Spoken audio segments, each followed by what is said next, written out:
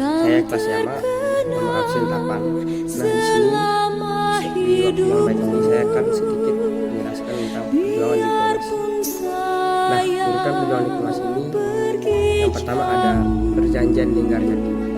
Perjanjian Linggarjati ini dilakukan pada tanggal 10 sampai 15 November 1946 dan ditandatangani pada tanggal 27 Maret 1990.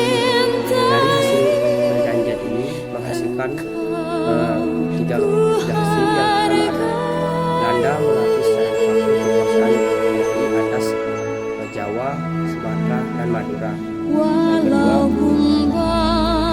Indonesia dan Belanda akan mengenal.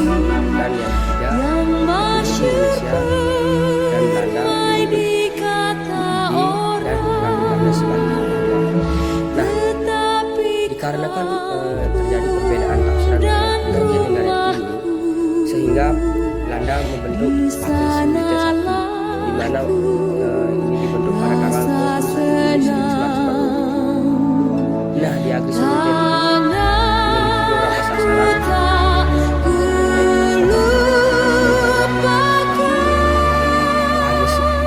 Dibentuknya atau tujuan dibentuknya agresi militer Belanda satu ini, yang pertama Indonesia, yang kedua ekonomi, menguasai pusat penghasilan bahan makan dan ekspor, ketiga ada menghancurkan TNI. Setelah agresi militer satu, terbentuklah Komisi Tiga Negara yaitu atau KTN. Ini merupakan kemampuan pejuang diplomasi di mana India dan Australia mengajukan resolusi kepada Dewan Keamanan PBB dan dibentuk pada tanggal 18 September 1947 dan memiliki tugas untuk menyelesaikan sengketa-sengketa dari Belanda dan India. Di Komisi Tiga Negara ini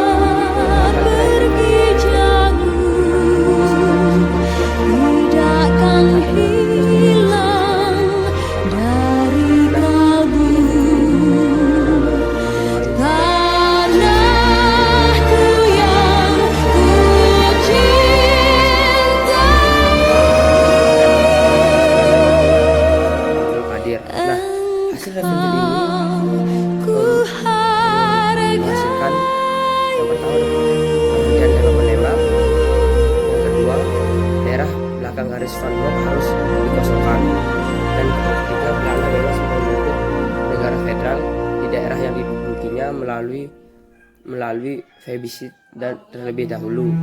Dan yang terakhir ada yang keempat, dalam Uni Indonesia Belanda ini sederajat dengan kerajaan Belanda.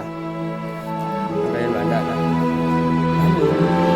pelaksanaan hasil revisi tidak berjalan dengan baik, sehingga terbentuk lagi agresi militer Belanda II yang dimana dibentuk pada 19 Desember 1948. Nah, sebelum itu pada tanggal 18 Desember 1948, Dr. Gill mengatakan bahwa Belanda tidak lagi terikat dengan hasil revisi, sehingga pada 19 Desember dibentuk agresi militer II yaitu pada tanggal 1948.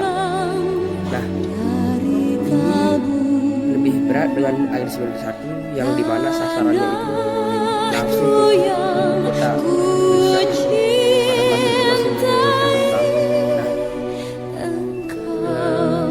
di agresi militer ini menjadi sidang darurat dan hasilnya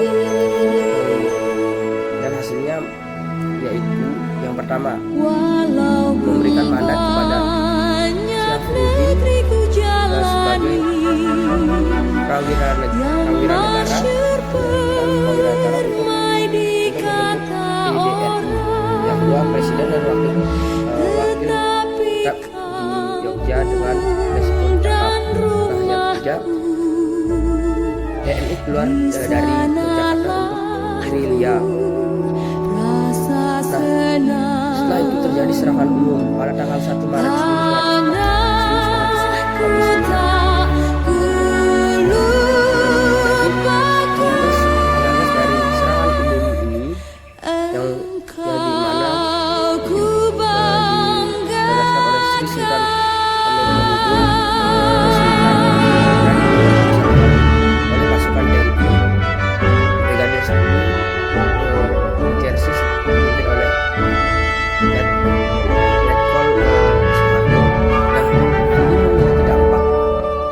Dampaknya itu yang pertama itu meningkatkan moral rakyat dan TNI yang sedang gerilya. Yang kedua menunjukkan pada dunia internasional bahwa TNI dan TNI masih ada. Yang selanjutnya mendukung perjuangan diplomasi di forum PBB. Yang terakhir adalah mematahkan moral tentara Belanda. Ini tujuannya untuk melawan agresi militer dari Belanda. Nah, yang selanjutnya ada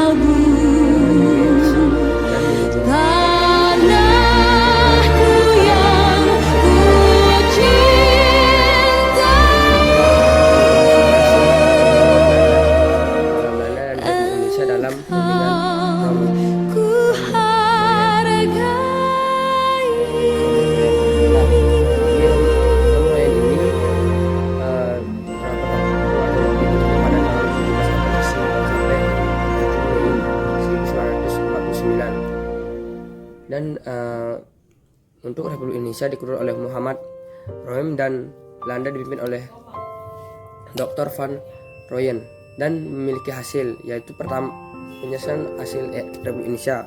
Yang pertama, kesediaan menghentikan perang gerilya.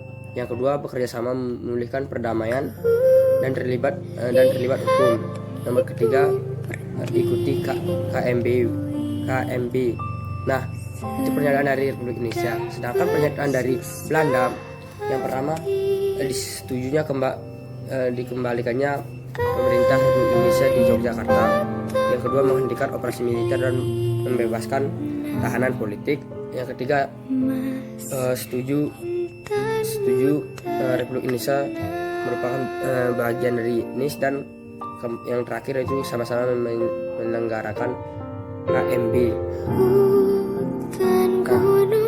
Setelah itu ada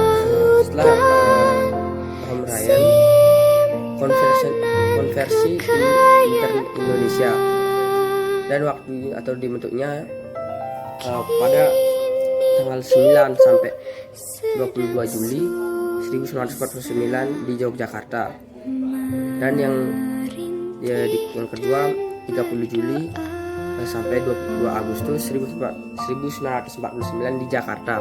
Nah, pesertanya ada Republik Indonesia dan negara federal berbentuk Belanda atau bentukan Belanda.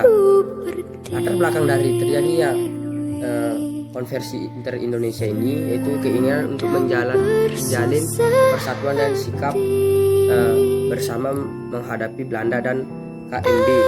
Dan hasil ini dari konversi Inter-Indonesia ini memiliki hasil sebagai berikut, yaitu PFO mendukung hubungan RI agar pengakuan kedaulatan tanpa ikatan politik dan ekonomi. Yang kedua, Republik Indonesia dan WHO membentuk panitia persiapan nasional sebelum dan sesudah KMB. Yang ketiga ada NIS menjadi RIS.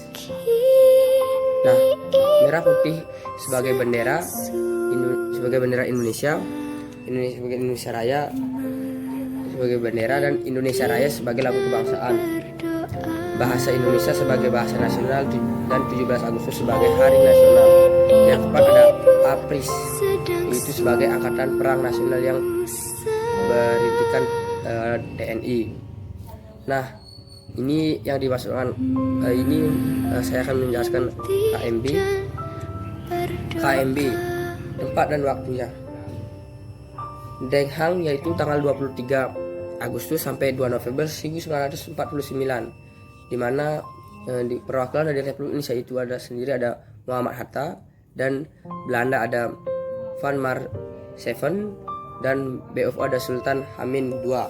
Nah, dari hasil KMB ini, yang pertama yaitu Belanda mengakui kedaulatan RIS paling lambat tanggal 30 Desember 1949.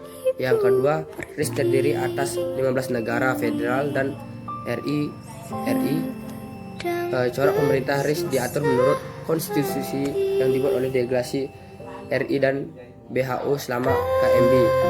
Nah, yang ketiga ada RIS dan Belanda akan membentuk Uni Indonesia Belanda yang dipimpin oleh Ratu Belanda. Yang keempat ada pasukan Belanda ditarik